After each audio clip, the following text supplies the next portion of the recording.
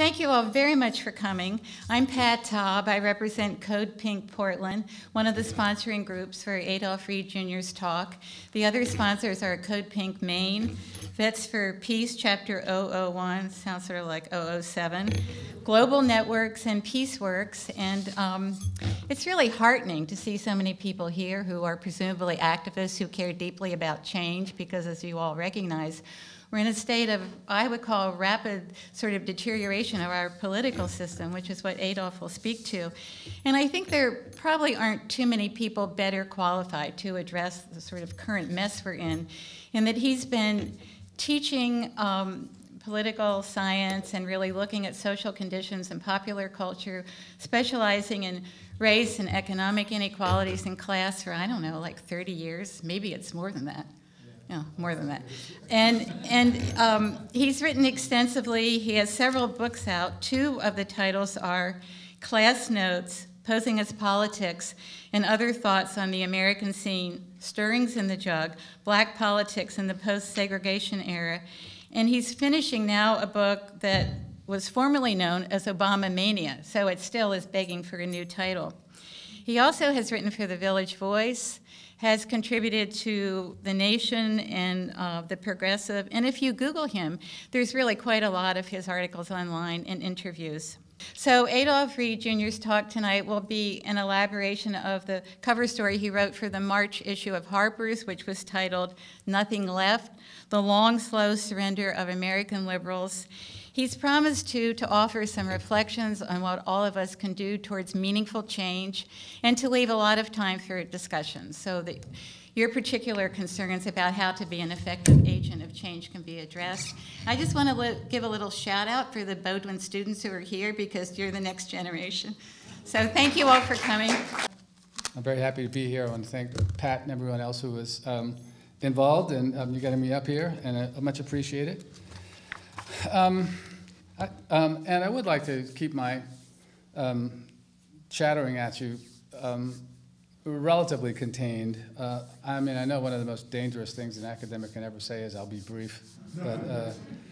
But I've been thinking a good bit about how to kick off what I hope will be our conversation. And I think a good way to do it is to start by reading President FDR's, Franklin Delano Roosevelt's second Bill of Rights that he enunciated in his 1944 State of the Union message. And he says, this is small print even, this would be small print if I were 20. We have come to, as our nation has grown in size and stature, as our industrial economy expanded, these political rights, the first Bill of Rights, proved inadequate to assure us equality in the pursuit of happiness. We've come to a clear realization of the fact that true individual freedom cannot exist without economic security and independence. Necessitous men are not free men. People who are hungry and out of a job are the stuff of which dictatorships are made. In our day, these economic truths have been accepted as self-evident. We have accepted, so to speak, a second Bill of Rights under which a new basis of security and prosperity can be established for all, regardless of station, race, or creed. Among these are the right to a useful and remunerative job in the industries or shops or farms or mines of the nation. The right to earn enough to provide adequate food and clothing and recreation. The right of every farmer to raise and sell his products at a return which will give him and his family a decent living. The right of every businessman, large and small, to trade in an atmosphere of freedom from unfair competition and domination by monopolies at home or abroad. The right of every family to a decent home. The right to adequate medical care and the opportunity to achieve and enjoy good health. The right to a good education. the right to adequate protection from the economic fears of old age, sickness, accident, and unemployment. All these rights spell security. And after this war is won, we must be prepared to move forward in the implementation of these rights to new goals of human happiness and well-being. Now, you might imagine that I open with the Roosevelt quote to stress a point. And the point is how far we have fallen in our aspirations for a just society from 1944, which was even before I was born. And it has been a long, slow surrender, or defeat, frankly. Just as important as the fact of defeat, and maybe we can talk about this too, is two features of the response to that defeat over time. And I'm not going to say a whole lot about the sources of the defeat of the left. I probably will say something in a moment by what I mean by the left, because I think that's also like an understanding that's been disappeared, right? In certainly the last three decades, probably. But there are two responses I'd like to note. One of them is, and I mean, this is actually what the book formerly known as Obama Mania is now much more focused on, is how we, or the nature of the victories that we were able, or partial victories and compromises that left forces have been able to establish in the aftermath of the bigger defeats.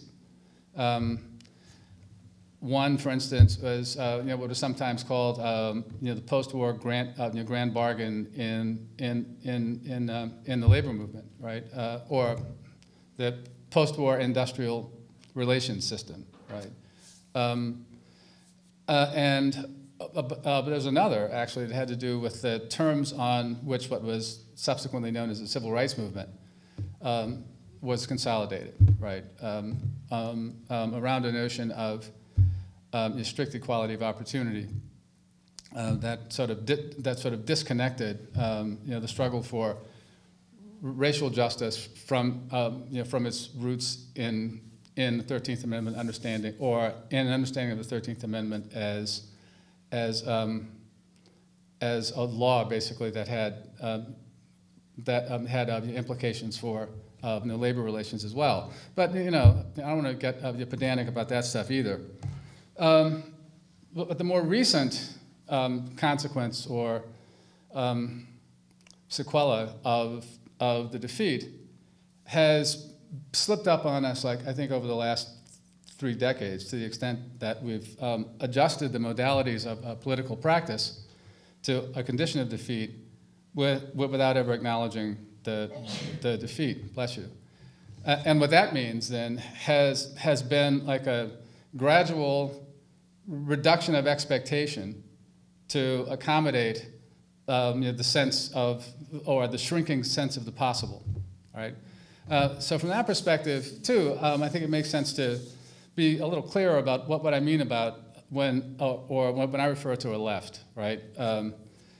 Because it's you can turn on Fox News and find that anybody who thinks that, a 12-year-old shouldn't have a bazooka is a leftist. But so, I mean, just to be clear, I want to quote myself here. By a left, I mean a reasonably coherent set of class-based and anti-capitalist ideas, programs, and policies that are embraced by a cohort of leaders and activists who have the ability to speak on behalf of and to mobilize a broad constituency. And by constituency, I mean people who have names and addresses and membership cards maybe, but certainly, I mean, real people in real places. That is not an interest group, right, which itself is kind of an elite fiction.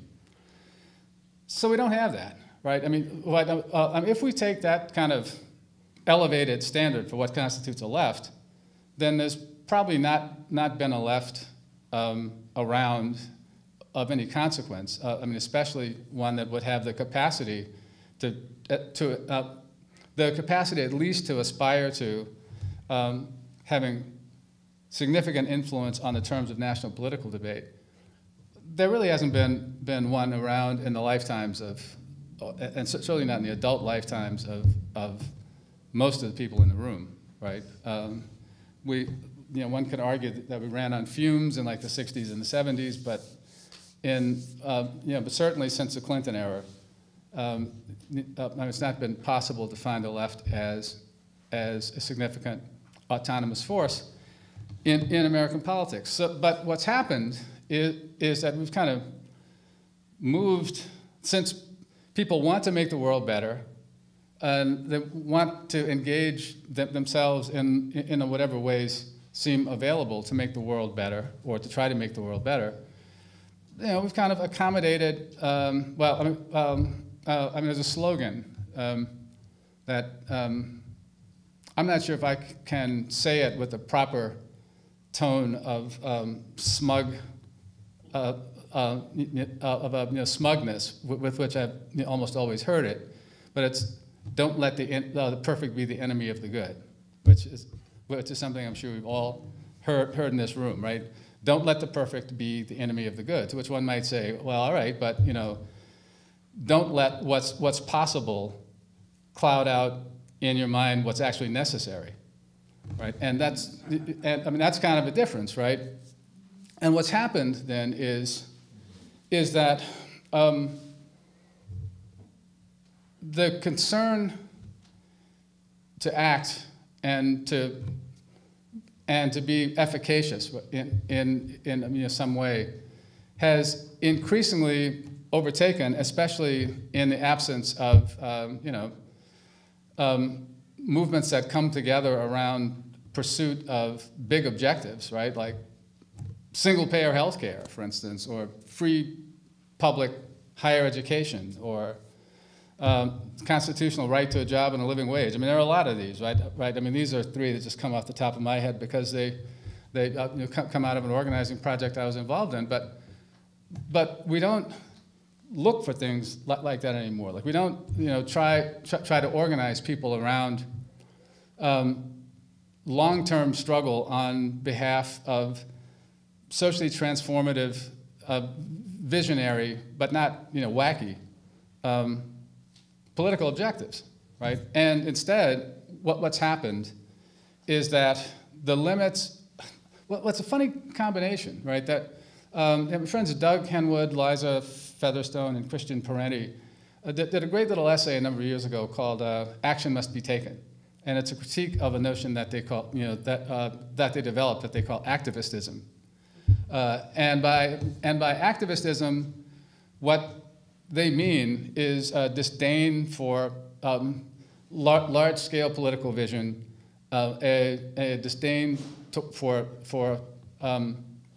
strategic thinking and debate and study and stuff like that, and a commitment to a view that political change is made just by doing stuff, right?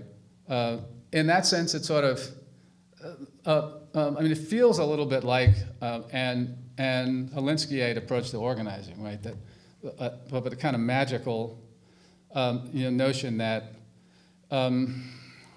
that people are actually tabula rasa, or that they are, or they already naturally hold a left politics, but they just don't know it, or lack the efficacy, or lack a sense of efficacy. So if they do stuff, they win some small victories, then magically, just from the action itself, I imagine that this is not an unfamiliar articulation of a political approach to some in the room.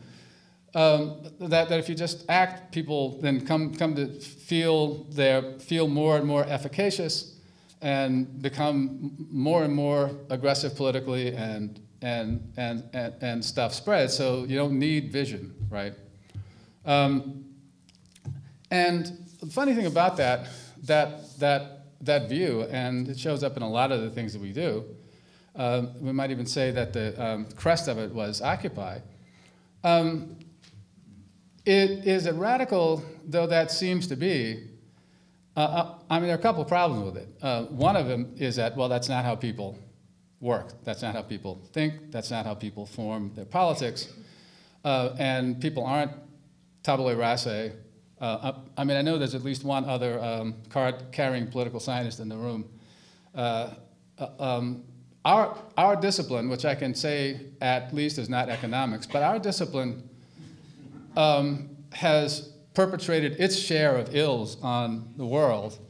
And like this notion that each individual stands alone outside of any history and culture or anything like that is one of the, probably at least one of the 15 stupidest notions to come out of political science, in the last 50 years anyway. Yes, definitely in the top 15, I think, probably. But it's not. I mean, people, I mean, we can think about our own histories, right? There was some point, like in all of our lives, where we either acted on the socializing influences that had produced, or that we were produced within, right? I mean, for the red diaper baby crowd, there was that, or broke from the socializing influences that we were embedded in because of some kind of an epiphany or other, and opted for like a different way of seeing the world, right? Different kind of ontological commitment ultimately. But the other problem, but apart from the fact that it doesn't work, so because I am a political scientist after all, and I have no problem, therefore, I mean, I was trained to talk about things that don't work. But apart from that problem, the irony of this activistist understanding of politics is that in the name of direct democracy or popular faith in the capacities of the people, it's actually just the opposite, right? It's a kind of technicistic approach to politics, and it's also linked to or an accommodation to the larger framework of defeat, because what happens is, what we mobilize people to do doesn't really get much beyond going to a demonstration, and I guess, I don't like to think of myself as an especially provocative person, but I think in like a few seconds I'm probably going to say something that may be kind of provocative. Or mobilizing them to get behind whatever initiatives are coming out of the National Democratic Party. And a problem with the latter is that at least since the Clinton presidency, it's been pretty clear that there's no place for a left vision or political imagination, within the Democratic Party. And so, but we wind up doing this. And I mean, I spent most of the 90s and the first half of the current century very much involved in a project that attempted to build an independent political party of labor. Like we had, a nice base in Portland, in fact. And one of the things that we learned, right, because we thought, okay, look, I mean, we were not trying to build a third party. We understood it's a trade union-based undertaking, and we understood that for practical reasons, trade union leaders have to, it matters who's holding office, right? So we can't say to them, no, how can you vote for the Democrats? But we did think that it would be possible, once the dust settled after the 1996 presidential election, that there'd be a little space where we could carry forth the argument or press the case for spending a little of the political action money that mounts up in the trade union movement to trying to build something on the outside around longer term kind of issue-based projects like like some of those that I mentioned earlier. And what we learned, to our shock and dismay, was that it's always election season, right? So when the presidential election's over, then, then it's time to get ready for the off-year elections. And in between the off-year elections, there are mayoral elections, right, at the local level. So there's always somebody that's running for something. And so the line that we heard, and I'm sure some of you have heard this kind of thing too from well, I guess those who didn't clap, those who clapped at least, from your Democrat friends, is that yes, I agree with you, we need to build an alternative politics, but now is not the time, right? The dangers are too great, because if this Republican gets elected, right, say if George Bush the Elder got elected in 1992, he might have bombed Yugoslavia. He might have destroyed the federal government's 60-year commitment to direct provision of income support to the indigent. He might have done the same thing to the federal government's commitment almost as long to provide affordable housing for the poor. And he might have he might have repealed the Glass-Steagall Act. He might have imposed the sentencing or the racist sentencing the disparity for crack and powder cocaine. But since, thank God, for all of us who went out and sucked it up and voted for Bill Clinton, none of those things happened, right? And it's been like that more and more, all along. So we finally figured out that, well, the problem is that it's always now, and that means that, well, now is never the time. Okay. But the nice thing about retraction from a larger political vision, right, like a notion, and I don't mean like, wouldn't it all be great if we could live in Game of Thrones? I mean, practical programs of transformation that could be enacted simply with political will, right? That's all it would take. But if you retract down from that level of transformative vision, then you never really have to face the contradictions of yoking our political future and prospects to a Democratic Party that's been moving farther and farther to the right since the mid-1980s. Okay. So in that sense, activistism is a nice way to change the subject. And the irony, again, is that it appears very, very radical because you're acting, right? But the substance of the action is just the opposite of radicalism. All right, so here's where I'm going to say the thing that makes me wish that this were metal. It's also like that, the problem with action as the essence, or perception of action as the essence of politics, is that, as my good friend Mark Dudzik puts it, it can reinforce a tendency toward what he calls a pageantry of protest. By which I mean this. Can anyone in the room recall the last time that a major mobilization, like a march on Washington, like a demo, had any effect on any policy anywhere, or even debate about policies, actions anywhere? Which one? 64. There you go. Or, well, maybe, you could say 69, maybe. Possibly Vietnam, yeah. But, yeah. Well, what about, didn't Occupy sort of establish inequality as a viable political issue? No. We discussed? No. No, I'll tell you why. All right, this is great. Thank you.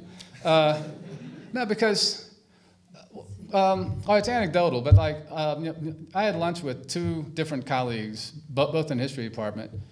I'll say it, no excuse. 2 weeks in a row, like in December of whatever the year was that Occupy was. And in each case, and both these guys are really smart and quite progressive, and in both cases, right, we had this, this conversation. Well, but at least it got people talking about inequality. So I said, well, but who did it get talking about inequality, right? Because I mean, you and your friends were talking about it before, right? I mean, my friends and I, talking about it. So who's talking about inequality now that wasn't talking about inequality again? And I mean, the thing about talking about inequality is it's kind of like, when Cornel West said race matters, but it sounds really powerful, but the fact is that Charles Murray would agree with him that race matters. They would just mean radically different things, right? Right, so, but in both cases, wait, I'm sorry. Well, what about 350 and divestment by the colleges? Excel pipeline. Yeah. Mothers against drunk drivers. What? Mothers against drunk drivers. Well, yeah, but I'm talking about like the what with the March on Washington. Well, okay. Although Mothers Against Drunk Drivers wasn't on behalf of the left agenda either, right? Maybe not positive. Well, the jury's still out though, right? Yeah. Right. I mean, at least taking it off. Well, and we've been able to do stuff like that, some of the trade agreements too. But the other thing about the other side is that they can will for a long time in a single direction, and you can't keep going back to the well, right? In fact, I think the Seattle WTO demo is a perfect example of this. Everybody was shocked shitless, right, that it was successful to the extent that it was, but they backed off, and then they just started meeting in places that you can't get to. Well, I'm going to go back to my colleagues, because what they said in both cases was that it was being discussed in the New York Times, right? And I mean, and I understand the logic, right? Because that's also like the logic of the big demo, right? So we have these things, right? And we are there, right? People give the speeches. I mean, sometimes, like I was telling you earlier today, I mean, sometimes when I'm not at them, just in honor of them, I'll give the speeches in my shower. As I look out over this sea of faces today, black, white, gay, straight, young, old, send a message, right? I mean, I mean, not to be jaded about it. But, but then when and like then the rest follows.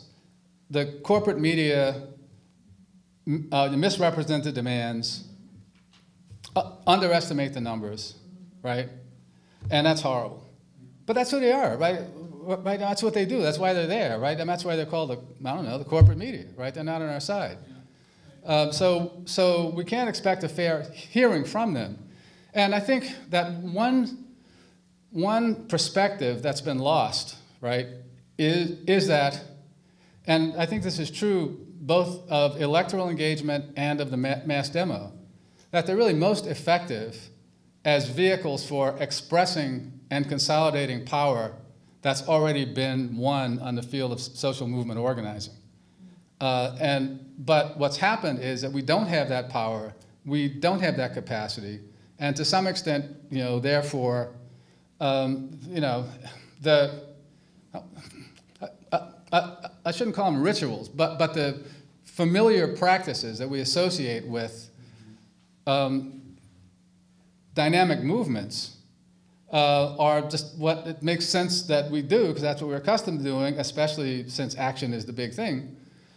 And we just go through this cycle over and over, and then when you talk to people about it, well, then what you hear is, okay, but it was still good for all of us from all over the country who were there on the mall in DC to see that they weren't alone, this, that, and the other. So, but then all of a sudden that means that the strategic focal point of the demonstration has shifted, right, to put it kind of tendentiously, to therapy for the activist, right? And I mean, there's history behind this too. I mean, it's not our fault, right? I mean, just as the corporate media haven't covered a war in the way they covered Vietnam since then, they don't do the demonstration thing in the way that they did since then, right? So we live. I mean, you guys have grown up in something, in an order of protest that I've sometimes called the permit regime, right? And I mean, there's a practical trade-off that's involved too, right? Because on the one hand, like you want to build a crowd, right? You've got to build the body count, right? And it's also, this is also true with, with electoral engagement, which, like a friend of mine in college used to say about LSD. The thing is that once you buy the ticket, you've got to take the ride, right? I mean, once you engage in an electoral campaign, then the only thing that matters is getting as many votes as you can get. And I don't care if you and the candidate are like the Looney Tunes Pluto chapter of the Fourth International. It's still important to get the 250 votes that you're going to get statewide, instead of 200, right? Because you need everyone you get. So anyway. But my point is that these modalities, right, are, I think, both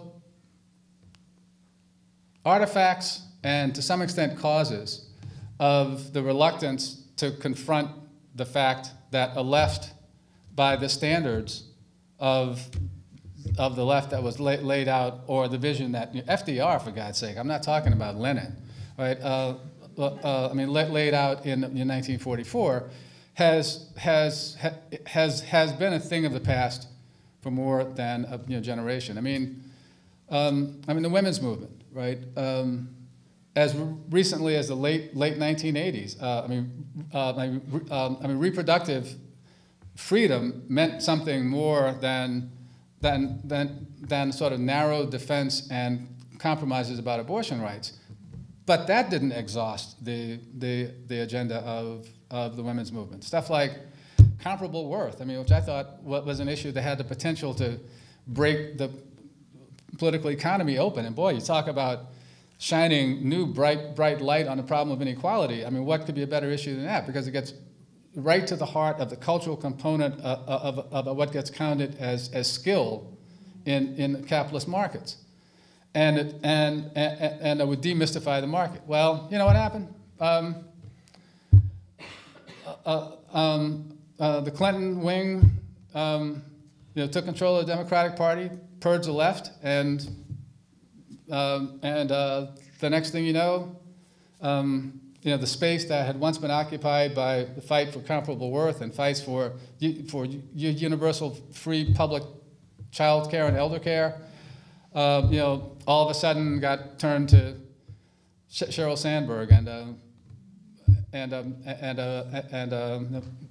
having women appointed to the Supreme Court and to, which is not to say there shouldn't be women on the Supreme Court as long as it's a Supreme Court, right? But so here we are, right? And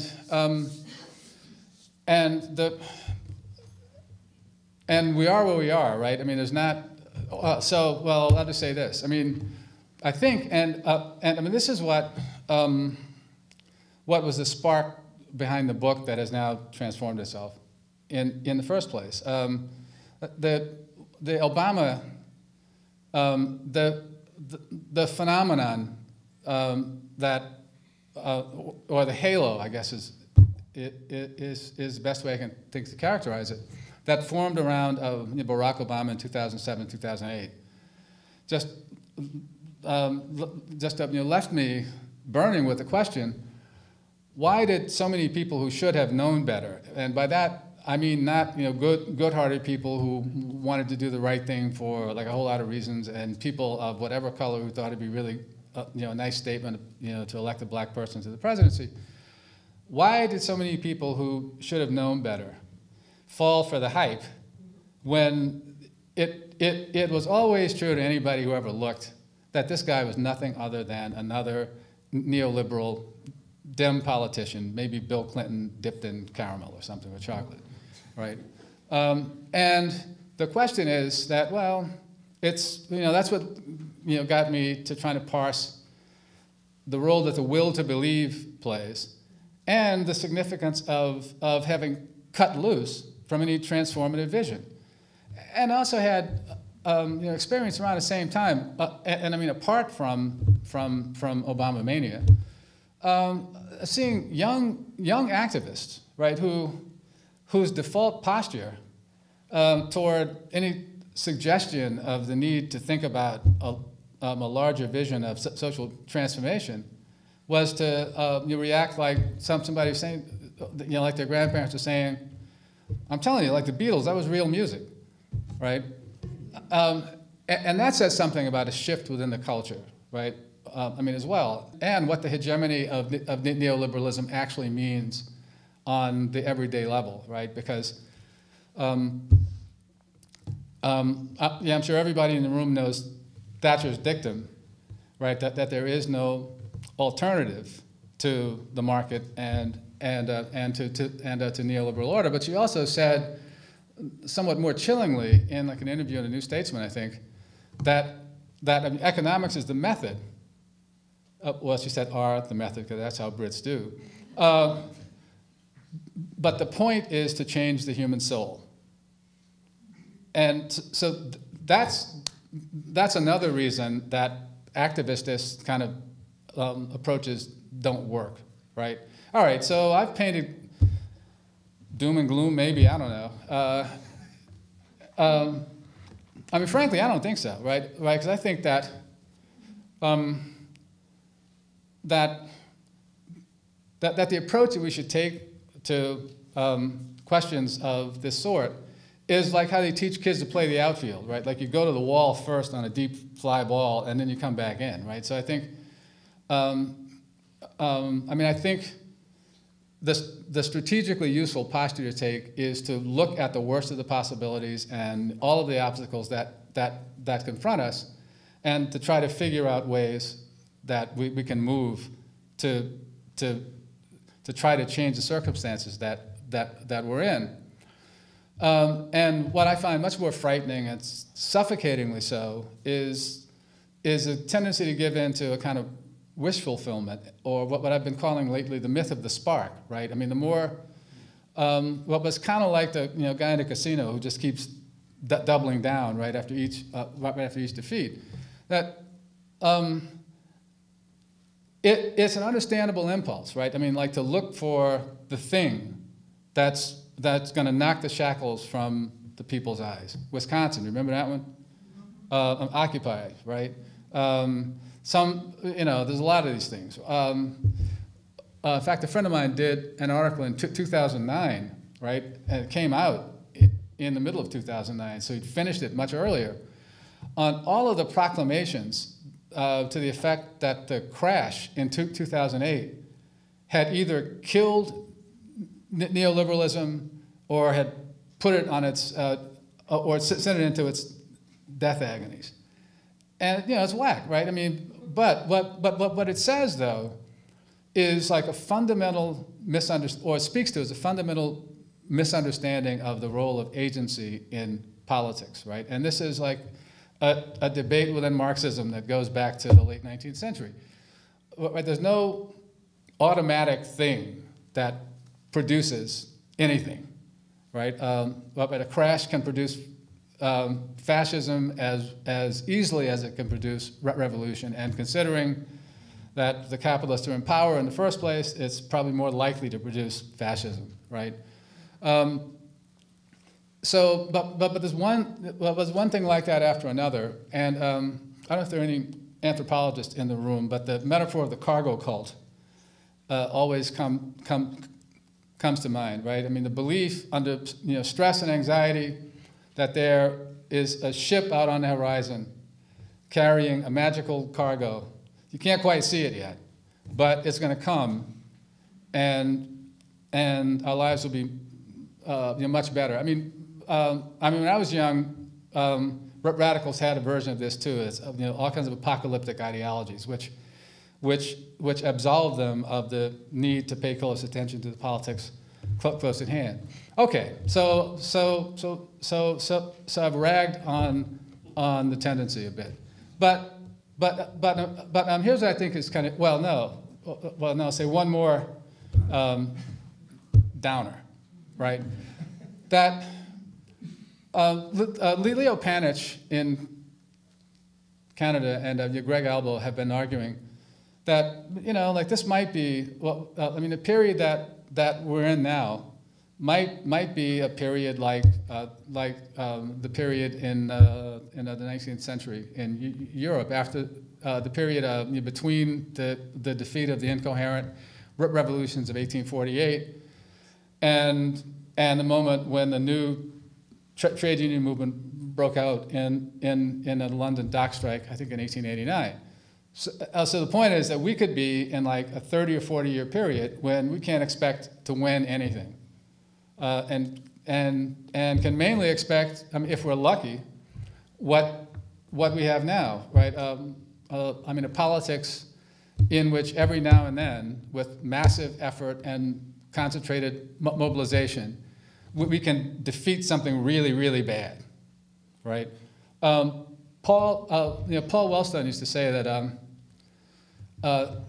when actually he was in the Senate, that his complaint was that the Republicans would propose something really horrible, and they're even worse now, and like then the Democrats and the liberals would come back and propose something slightly less horrible, and the slightly less horrible thing would pass, and then we'd all have a party to celebrate the victory that we'd won, which actually put us in a worse position than we've been beforehand.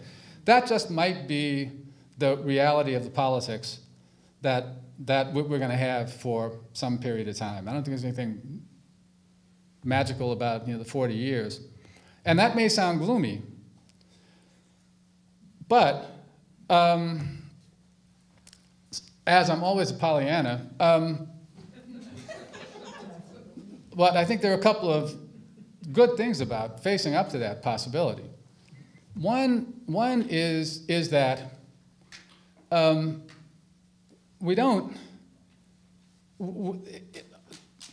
not having any capacity to have any influence affirmatively on anything could absolve us of doing a lot of stuff that we do, right?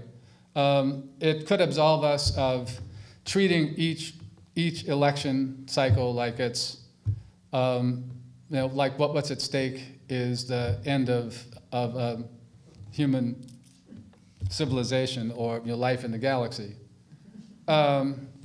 And it could keep us from exaggerating what these sorry Democratic candidates actually are. And that's been my only beef about electoralitis, right? It's that John L. Lewis endorsed FDR in 1936, after he started, screw the labor movement around, maybe 1940.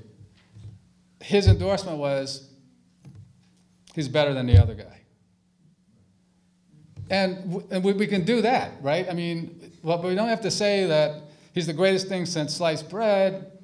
Hillary is a victory for the women's movement. Obama was a victory for racial justice. Bill Clinton was whatever the hell Bill Clinton was supposed to be. John Kerry was anything in the world that you would care about. Because all that does is cut us off from the potential base of working people out there who are not being offered anything by the Democrats, whose schools are being privatized, whose jobs are being outsourced, whose benefits are being cut, who have no pension, and who are about to get sucked more and more into the vortex of a corporate healthcare system, right? And the other side of it is that it frees us up from having to do stuff that I really hate to do anyway. So this might just be me. I kind of lost a friendship a few years ago when I said to a colleague that one problem that we have now is that for a lot of people, especially those who hang out around academic institutions, being on the left means being really, really well informed about everything that's going on in the world, right? About a massacre in Kenya, strike in Ecuador. When there's nothing really we can do about any of it, right? But that speaks to something of the extent to which our political foci and sense of outrage has actually been more and more disconnected from the capacity to do anything about any of it. So we could take a step back, and with that step back, we could begin to experiment on ways to try to build a movement or to approach the project of trying to build a movement, because I think we're in really incipient stages here in ways that could be more productive, right? And I'll say this, and then I want to read you a brief conclusion, if you can bear with it. That this is another problem with the activist, or a practical problem with the activist and the electoralist approaches to movement building.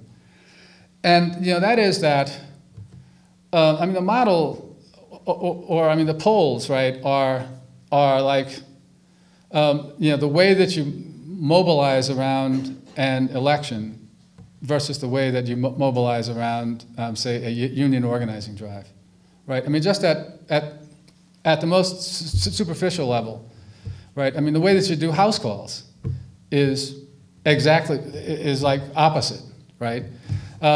Right, because when you're doing house calls for an election campaign, I'm sure I would be surprised if there were one person in this room who hasn't done this.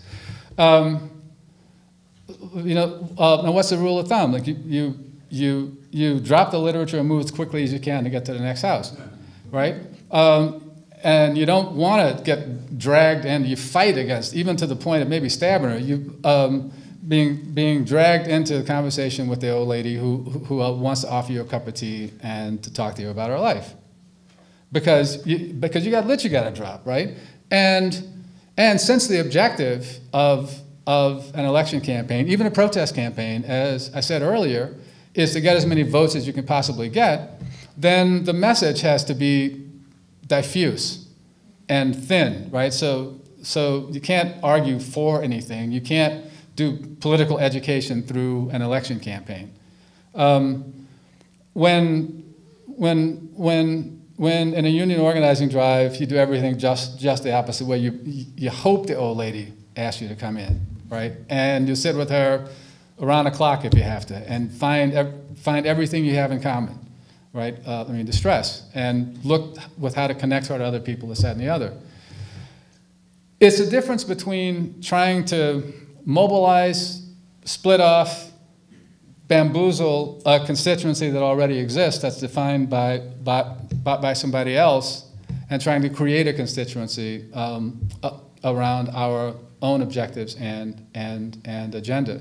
Well, I'm going to stop with this suggestion of a way to think about how we should try to move to get out of this the position we're in. I think the challenge facing us is not simply to render this, the unhappy judgment I've been rendering for the last half hour plus, but to recognize it as a necessary precondition for understanding the processes necessary to build an effective left in this country.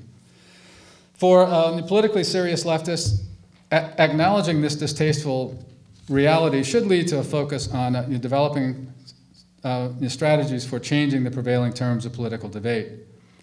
That in turn requires commitment to working to generate a broadly based political movement based on pursuit of the contemporary equivalent of Roosevelt's Second Bill of Rights. There's no other way to challenge the bipartisan neoliberal consensus that threatens to shred every bit of social protection and security that's been won since the 1930s and is fundamentally committed to corporate and financial sector interests. Both parties sacralize and reify the market, and insist that it forms a natural boundary on political aspirations. Democrats, for example, are leading the attack on public education at both national and local levels. And even as Obama gave his ballyhooed speech about inequality, he aggressively pursued the Trans-Pacific Partnership Trade Agreement that promises both to deepen inequality and undermine our capacities for challenging it. Our existing political options are one party that's committed to a program of regressive redistribution on neoliberal terms that's obscured by embrace of diversity and multicultural equality of opportunity. And another party committed to more radically regressive redistribution on neoliberal terms that's obscured by its flamboyant opposition to diversity and multicultural equality of opportunity. In that context, there really is no alternative to voting for Democrats. But that fact doesn't support the contention that our politics must be reduced entirely to electing those Democrats. For a left, there is another parallel option, which is to take the electoral realm for what it is and to understand its limits as a venue for crafting and pursuing left agendas. Practically, that means breaking with the electoralitis syndrome. Political movements that seek to challenge the terms of a political debate are not created in the electoral arena. Elections primarily are mechanisms for expressing and consolidating social power that's already been won elsewhere. The crucial task for a committed left in the US now is to admit that no such politically effective force exists, and that the task is to begin trying to create it. This is a long-term project, and one that requires foundation in the labor movement, which is the only source of the institutional support necessary to undertake such an approach. Now, I can anticipate objections that the labor movement is weak and in decline, but that means only that aiding in the rebuilding of the labor movement is also a crucial task for a serious left. The tasks confronting us are daunting, but unavoidable. Pretending some other option exists is worse than useless. There are no magical interventions, shortcuts, or technical fixes. We need to reject the fantasy encouraged by the daily hyperbole recycled on the internet cheerleading and fundraising left that some spark will ignite people to move as a mass. A key element of the task is to create a constituency for a left program, and that cannot occur via penetrating MSNBC or writing op-eds or having the New York Times mention inequality.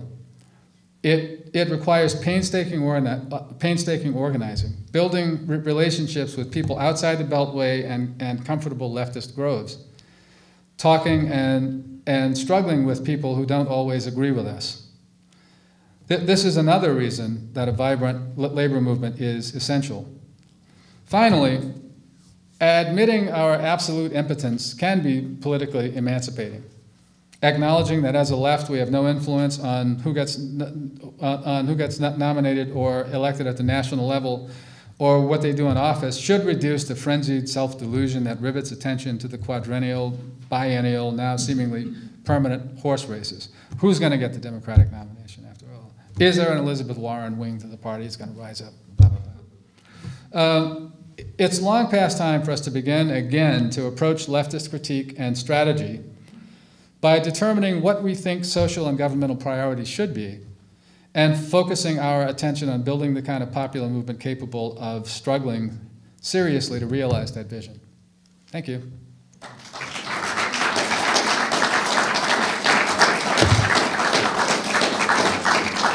All right, so let's talk.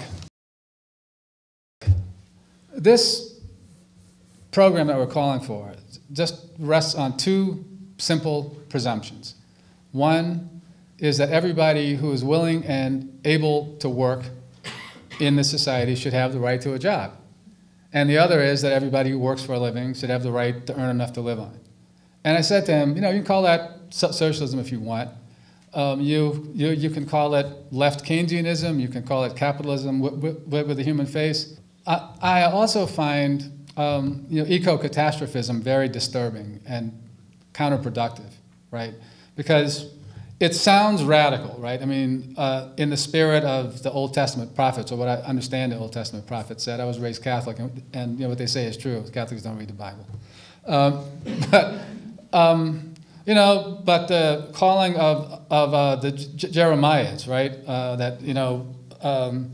We've got 10 years to turn everything around. Well, what can you say to that except, well, shit, I need to go get a shot of scotch, because it's not going to happen in 10 years, right?